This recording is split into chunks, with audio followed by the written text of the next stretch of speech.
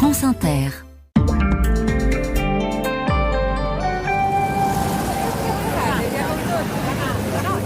Et nous sommes dans les rues de Rome, en Italie, secoué par une polémique.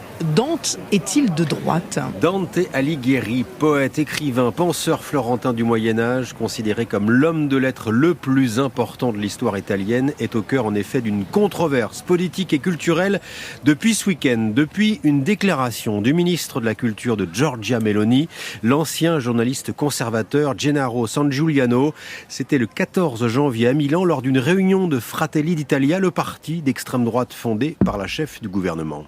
Io ritengo che il fondatore, so di fare un'affermazione molto forte del pensiero di destra. Je sais que je vais faire une affirmation très forte, explique le ministre de la Culture italien, mais je considère que Dante est le fondateur de la pensée de droite dans notre pays, car cette vision de l'humain que l'on retrouve dans son œuvre, notamment la Divine Comédie, mais aussi sa construction politique, sont profondément de droite. La droite a de la culture, conclut-il, sous les applaudissements, il faut l'affirmer. Voilà, la droite qui s'approprie une figure historique de la culture italienne, étudie dans tous les lycées depuis des décennies.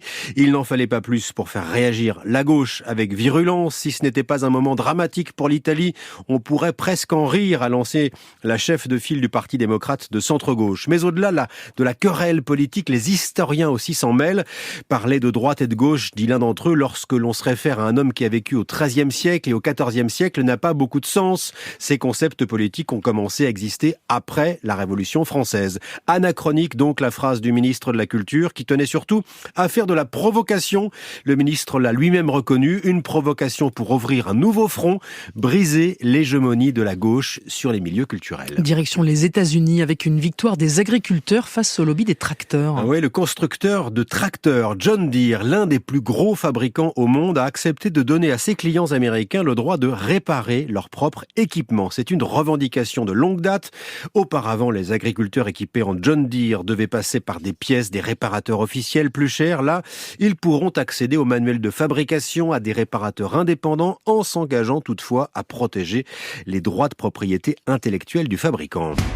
You need bales that provide better nutrition for your herd. On entend là une publicité pour les tracteurs John Deere qui ont donc accepté de signer un protocole d'accord sous la pression des associations de consommateurs qui un peu partout dans le monde et dans tous les secteurs exigent un vrai droit à la réparation pour en finir avec l'obsolescence programmée. L'an dernier par exemple, Apple a ouvert un programme de réparation en libre service pour pouvoir changer sa batterie ou son écran soi-même.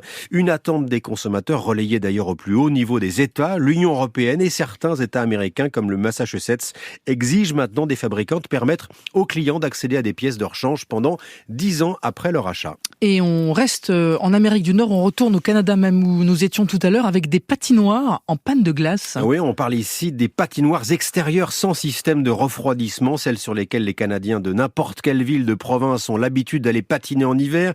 Eh bien, cette année à Montréal, la plupart des 200 patinoires extérieures sont fermées, comme l'explique ce reportage de Radio-Canada. Que ce soit à Montréal, Laval ou encore à Longueuil, presque toutes les patinoires extérieures sont fermées.